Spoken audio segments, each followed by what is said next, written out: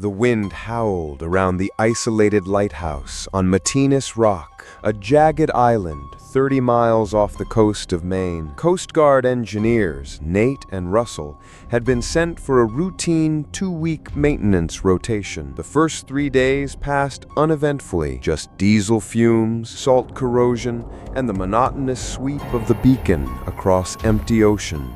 The island was little more than a slab of granite jutting from the sea. Its only structures a lighthouse and a rusted fuel shed. No trees, no beaches, just sheer cliffs that dropped into the churning Atlantic. At night, the darkness was absolute. Then, on the 4th night, everything changed. Nate woke at 2:17 a.m. to an unnatural stillness. The constant hum of the generator was gone. The rotating beacon, which should have cast its light every 7 seconds, stood frozen. The silence was so complete that Nate could hear his own pulse in his ears. He reached for his flashlight, the beam cutting through the blackness like a knife. Russell stirred in the bunk across from him, his face half buried in his sleeping bag. "Russ," Nate whispered, "wake up! The beacon's out!" Russell groaned, rubbing his eyes. "What? That's impossible. The backup system should have..." A metallic clang echoed from above them,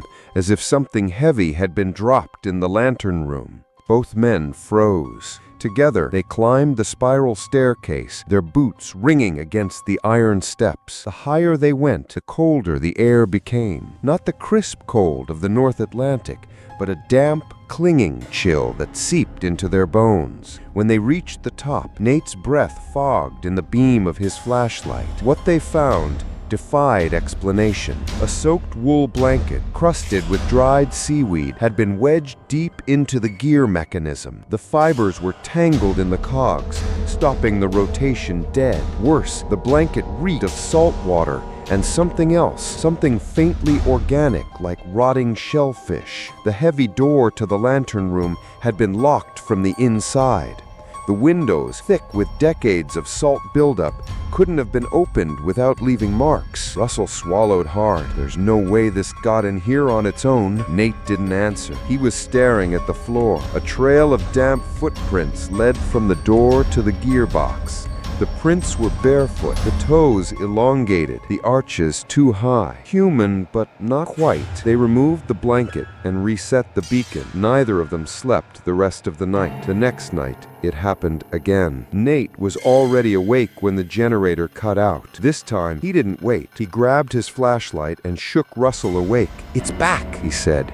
They climbed the stairs, their breath coming fast. The lantern room was colder than before. Frost crackled along the edges of the windows. This time, it was a tattered red shawl, damp with seaweed and speckled with living barnacles that clicked softly in the darkness. The fabric was wrapped so tightly around the gears that it took both of them to pry it loose. Russell's hands were shaking. "This isn't just some prank," he muttered. "This is..." A sound cut him off, a whisper, not from the room, not from the stairs, from inside the walls. Nate's blood turned to rice. The voice, if it could be called a voice, was low and wet, like words forced through a throat full of seawater. "You shouldn't be here." Russell stumbled back, nearly tripping over the shawl. "Did you hear that?" Nate didn't answer. He was staring at the far wall. A patch of darkness there seemed deeper than the rest, a void that swallowed the light. For a second, he thought he saw something move, a flicker of pale flesh,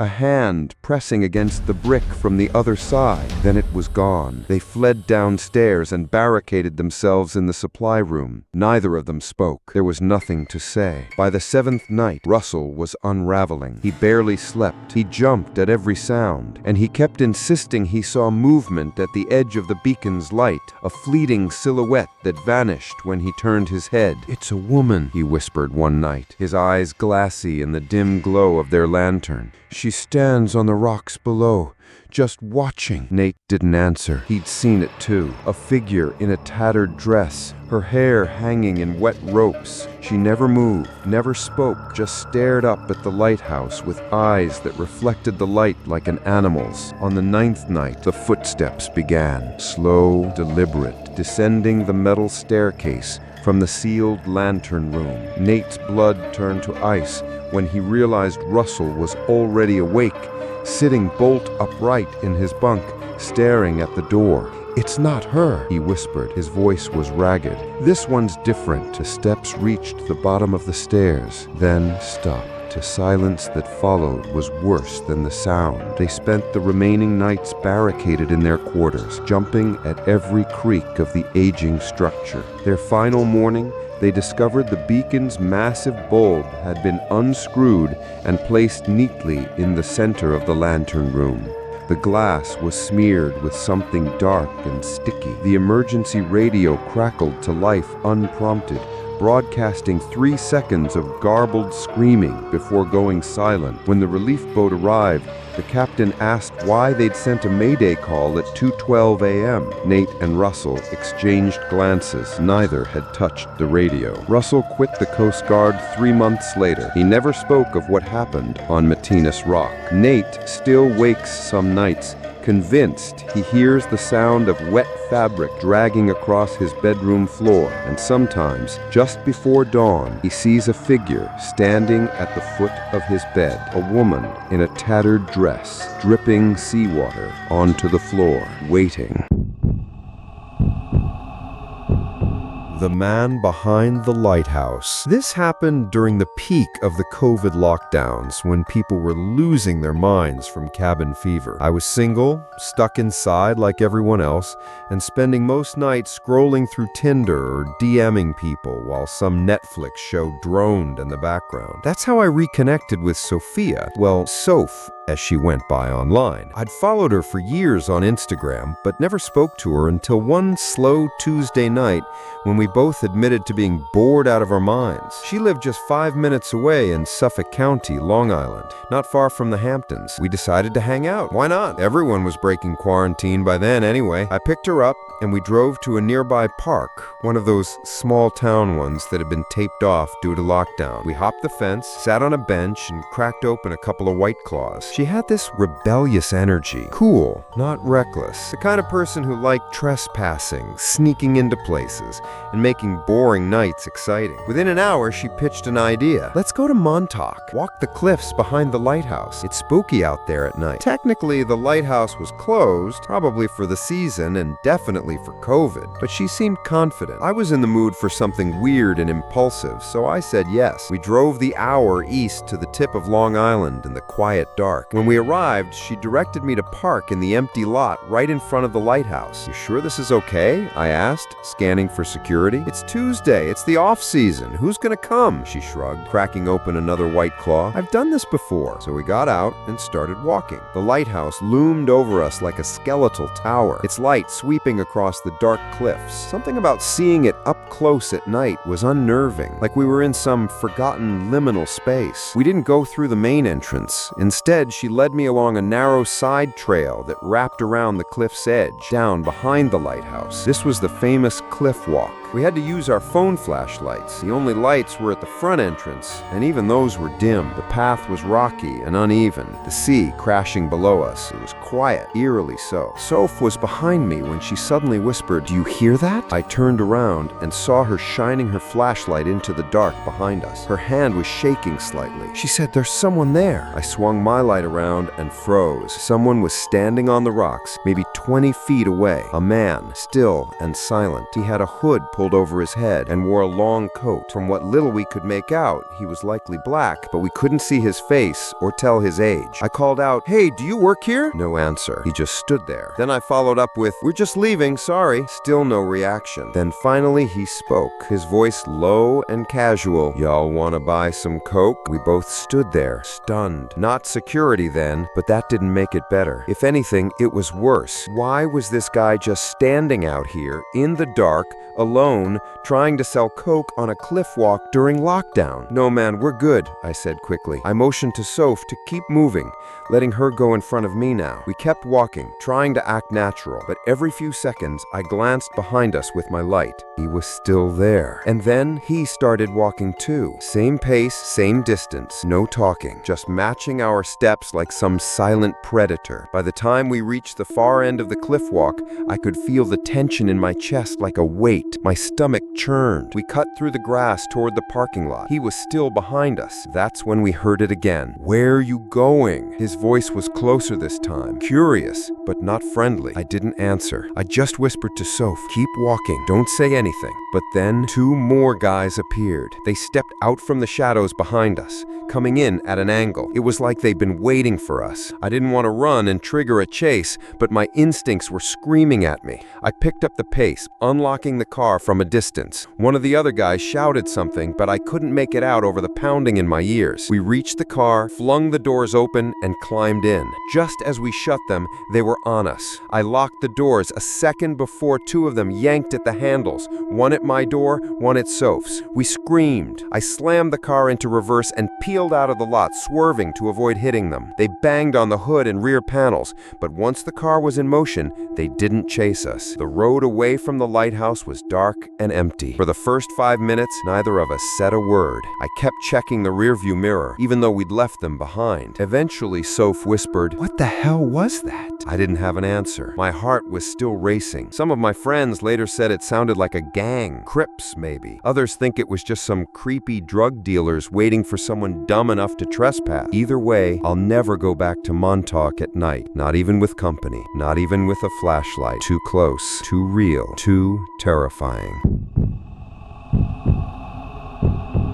The lighthouse Ian shouldn't have found. My name is Gregory, and this isn't my story. It belongs to my old friend Ian, a man I respected more than most. I've known him for years, and he's one of those people you meet once and never forget. Mid-50s, broad-shouldered, with skin hardened by decades of salt, wind, and cold. Ian worked in marine salvage, coastal infrastructure, remote inspections, you name it. He'd been a diver, ship mechanic, and government contractor. There was nothing ocean-related he hadn't done. And Ian never told stories just to impress. He was quiet, grounded. So when he finally shared this with me, a story he swore was true, I believed every word. It happened in 2013, when he was hired by a small coastal county in Washington state. The job was simple: conduct a structural inspection of an abandoned lighthouse on a rock island an hour off the mainland. The lighthouse had been decommissioned for decades. Developers wanted to tear it down, preservationists wanted to restore it, but no one wanted to pay for either. Ian's task was to assess if the structure was safe to save. The island itself was barely 300 feet across, a jagged stone slab with the lighthouse, a generator shed, and remnants of scaffolding long rusted out. No docks, no wildlife, just a little ledge where the Coast Guard could drop him off during high tide. Ian packed light, food for 4 days, sleeping bag, tools, a clipboard, and a marine radio. The plan was arrive Monday, inspect for 2 days, call for pickup Thursday. He'd done far more remote jobs before and didn't think twice about going alone. From the moment he arrived, Ian felt the silence. It was quiet, too quiet. No birds, no insects, not even the sound of the sea unless you really listened for it. The place reeked of salt and rot, like time itself had been corroding the lighthouse. He set up his sleeping bag near the generator room on the ground floor. It was warmer there, less wind. Day 1 was routine. He climbed the spiral staircase, checked structural integrity, surveyed the windows, the roof, the beam room. The second floor had old metal cabinets. The third held a tiny sleeping space untouched for decades. The lighthouse was worn but standing. Then came the fog. On day 2, Ian woke to a world of pure white. He couldn't see more than 5 feet past the windows. The fog didn't roll in, it swallowed the island. But Washington weather is unpredictable, so he kept working. That was when the first odd thing happened. Halfway up the stairs, there was a maintenance closet built into the wall. On day 1, it had been sealed tight with rust, but now it was open, just a crack. Ian told himself maybe the moisture shifted it. Still, the sight of that pitch-black space unsettled him. Inside sat a small, damp wooden box. the size of a lunch pail. It was covered in sea moss, like it had recently been underwater. He didn't open it, just closed the door and made a mental note to report it. That night, something woke him. He couldn't say what exactly, just the awareness of total silence, like the island itself had stopped breathing. Then came the sound of footsteps on the spiral staircase, slow, deliberate, above him, not descending, ascending. Ian grabbed his flashlight and aimed it at the stairwell entrance. Nothing. The steps eventually stopped, and the silence returned. The next morning, he searched everything again. Every floor, every corner. No signs of animals or trespassers. But that box, it was no longer in the closet. It now sat halfway out onto the stairs, still soaked in moss. He stared at it for a long time before picking it up. It was heavier than it looked, waterlogged, sealed shut with old nails. He set it down at the base of the stairwell and went outside for air. That's when he saw the footprints. Bare, wet feet. Human footprints. They led from the north side of the building to the cliff's edge and stopped. No prints returning. No boat. No sign anyone had ever arrived. Ian tried to rationalize it, but there was no good explanation. No scheduled drop-off. No incoming tides. Nothing. He locked every door, every hatch, and jammed the stairwell door shut with an iron pipe, then tried to sleep. But sleep didn't come easy. At 1:30 a.m., the door to the beacon room upstairs slammed with a violence that shook dust from the ceiling. Then came the knocks. 3 slow, deliberate taps, not on the door or windows, but from inside the wall itself, like someone was behind the plaster, wrapping their knuckles on the bricks. Ian didn't move, just lay still in his bag, heart hammering, waiting for it to stop. At sunrise, the box was gone. The maintenance closet was wide open. He didn't bother searching anymore. He radioed the mainland and requested immediate evacuation, claiming a medical situation. They said they'd try, but the fog had thickened even more. He waited by the rocky ledge, gear packed, trying to stay calm. 7 hours passed. The fog never lifted, just thick, heavy silence. Then just before dusk, he heard gravel shifting behind him. Footsteps. He ran quickly, heart jumping, but saw nothing. No one, not even a shape in the fog. He ran to the very edge of the island and waited, staring into the white, until a distant boat horn finally echoed through the mist. The Coast Guard pulled him out just after dark. The deckhand helping him on board asked why he looked like he'd seen a ghost. Ian didn't answer. He filed a brief report when he got back, declared the structure unsound and dangerous. He never mentioned the box, or the footsteps, or the knocking. He told me he didn't include those details because he couldn't be sure what was real. 4 days alone in that fog, it messes with your mind, he said. But I don't buy that. Ian didn't scare easy. After that trip, he never returned to field work. Within a year, he stopped taking offshore contracts altogether. The last time I asked him about the lighthouse, he looked me dead in the eye and said, "Some places aren't meant to be found. They just want silence and time." I tried finding that lighthouse myself later on. The coordinates Ian scribbled don't match any listed location. There's no record of a tower on that island, no history, no name, like it was never there. And that's what haunts me most. Not what Ian saw, but that no one else ever did. Like what you heard? Subscribe for more tales that should have stayed untold.